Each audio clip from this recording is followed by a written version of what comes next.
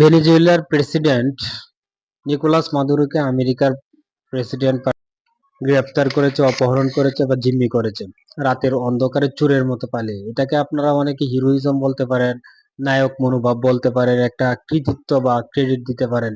তার দেশে কিছু বেজন্মা, আজন্মা, নির্লজ্জ, কাপুরুষ, বেইমান মানে মির্জাফর কিছু জনগণ নিকোলাস মাদুরোকে গ্রেপ্তারের পর তারা হই হুল্লাস করছে দেখছি। আসলে আমার প্রশ্নটা হচ্ছে যে আসলে একটা মানুষ কখনো স্বয়ংসম্পূর্ণ নয় কোনোভাবেই। তার দেশে মাদারোর বিরোধিতা করতেই পারে।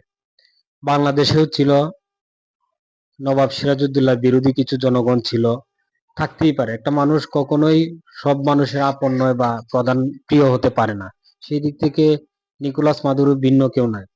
তাই বলে আপনার ঘরের সন্তানকে অন্য ঘরে এসে শাসন করে যাবে, আর এতে আপনি আপনার শত্রুকে শাসন করেছে ভেবে হই হুল্লাস করবেন, দেখবেন একদিন আপনার ঘরের মেয়েকে তারা শাসন করে তুলে নিয়ে যাবে। তখন কি পারবেন হই হুল্লোড় করতে? আমেরিকার এই হিজড়ামি মনোভাবটা যদি উত্তর কোরিয়া কিম জং উনের সাথে দেখাতো তবু একটা কথা ছিল, শি জিনপিং এর সাথে দেখাতো, তুরস্কের সাথে দেখাতো, রাশিয়ার সাথে দেখাতো, ভাবতাম যে তারা একজন সমকক্ষ পাল্লাপাল্লি একটা দেশের সাথে তারা এরকম কাজটা করেছে। আমেরিকাকে কখনোই উত্তর কোরিয়া পাত্তা দিচ্ছে না, শি জিনপিং পাত্তা দিচ্ছে না, বা রাশিয়া বা তুরস্ক কোনো হিসাবেই করে না।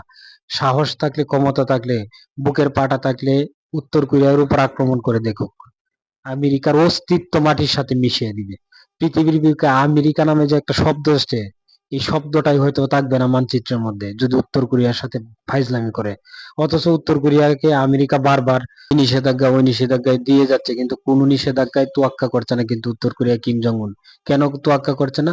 কারণ আমি আমার স্বতন্ত্র, আমি আমার সার্বভৌমত্ব, স্বাধীনতা, একটা স্বাধীন রাষ্ট্র, আপনার কথা মানতে যাবো কেন? আন্তর্জাতিক আইনে যা আছে তা মানবো হয়তো, কিন্তু আপনি কে যে আপনি আমাকে শাসন করবেন? আপনি কে যে আপনি আমার ঘরের মেয়েকে এসে শাসন করবেন? এই শাসন তো আমরা মেনে নেব না। দেখুন, সারা বিশ্বে মধ্যে প্রত্যেকটা স্বাধীন রাষ্ট্র সার্বভৌমত্ব স্বীকৃতি নিয়ে বসবাস করে, সম্মান নিয়ে, মাথা উঁচু নিয়ে বসবাস করতে চায়। সে যত ছোটই হোক, সে যত দুর্বলই হোক।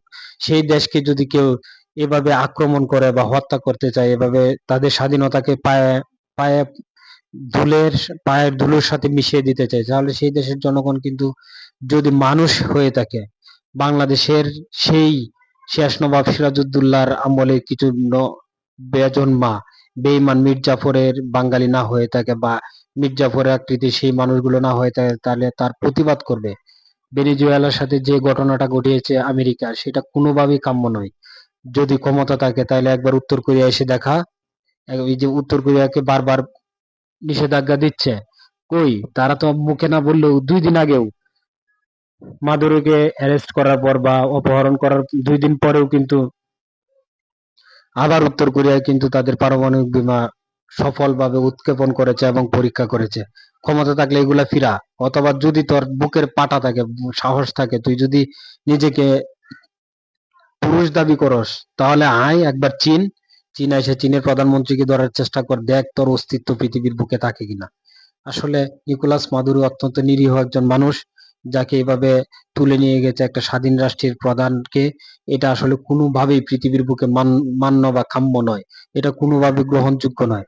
আমেরিকার প্রেসিডেন্ট ডোনাল্ড ট্রাম্পকে যদি এখনই বিচারের আওতায় আনা না হয়, বা নেটো যদি এখন কোনো পদক্ষেপ না হয়, বা জাতিসংঘ যদি কোনো পদক্ষেপে না যায়, তাহলে কিন্তু পৃথিবীর জন্য অশনি সংকেত প্রকাশ করছে সামনের দিকে। উত্তর কোরিয়া, চীন, রাশিয়া, তুরস্ক ওরা কিন্তু কখনোই আর মানবে নেটো বা জাতিসংঘকে। একবার যদি তার হাত তুলে দেয় নেটো বা জাতিসংঘের উপরে, তাহলে কিন্তু পৃথিবীতে তৃতীয় বিশ্বযুদ্ধ ঘটে যাবে, এটাই সত্য কথা। আর এই তৃতীয় বিশ্বযুদ্ধ ঘটার জন্য এই প্রেসিডেন্টই কিন্তু দায়ী থাকবে।